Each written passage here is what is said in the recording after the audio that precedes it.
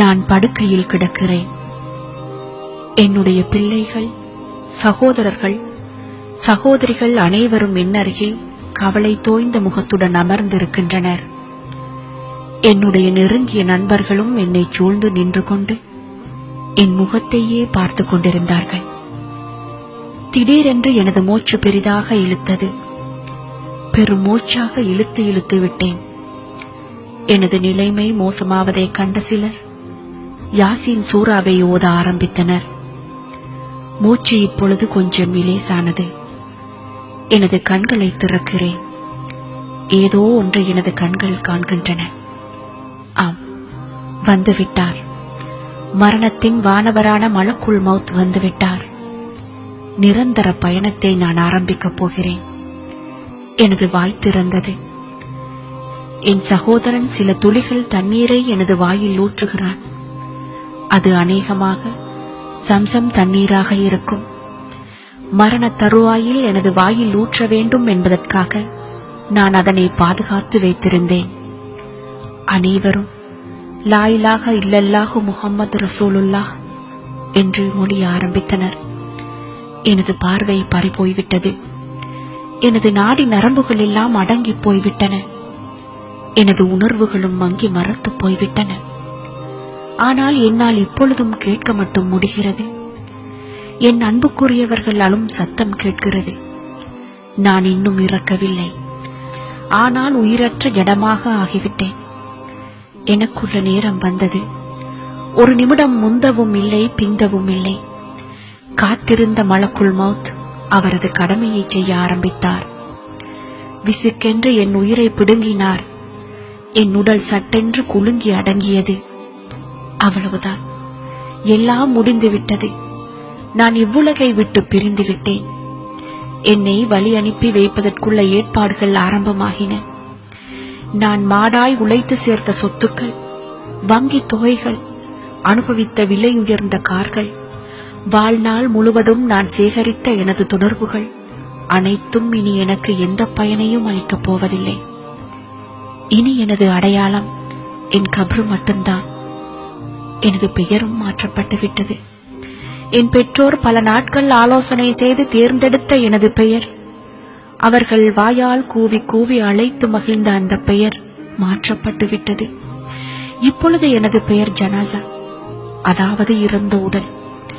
எனக்கு நெருங்கியவர்கள் எனது கபரை வெட்டுவதற்கான ஏற்பாடுகளில் இறங்கியுள்ளார்கள். ஜனாசாவை நீண்ட நேரம் வீட்டுக்குள் வைக்கக்கூடாதாம். அவர்களுக்குள் பேசிக் கொள்கின்றனர். என்னை இப்பொழுது நீண்ட நேரம் வைத்துக் கொள்ள அனுமதி இல்லாத இந்த வீட்டை நான் தான் கட்டினேன். பல கனவுகளுடன் பார்த்து பார்த்து லட்சக்கணக்கில் செலவு செய்து கட்டினேன். என்னை குளிப்பாட்ட ஏற்பாடு நடக்கிறது. நான் வீட்டுக்கு வெளியே குளிப்பாட்டுவதற்காக எடுத்துச் செல்லப்படுகிறேன். நான் பார்த்து பார்த்து கட்டிய வீட்டில், நான் அணுகுற கட்டிய குளியல் அறையில் எனக்கு குளிக்க அனுமதி இல்லை. குளியல் அறையை சொகுசாக பயன்படுத்த வேண்டும் என்பதற்காக விலை உயர்ந்த பொருட்களை வாங்கி அங்கே பொருத்தினேன். அவையெல்லாம் இனி எனக்கு சொந்தமில்லை. இந்த நிலையில் எனக்கு பயன்படாத இந்த பொருட்களை நான் ஏன் வாங்கினேன்? குளிப்பாட்டி முடிந்தது.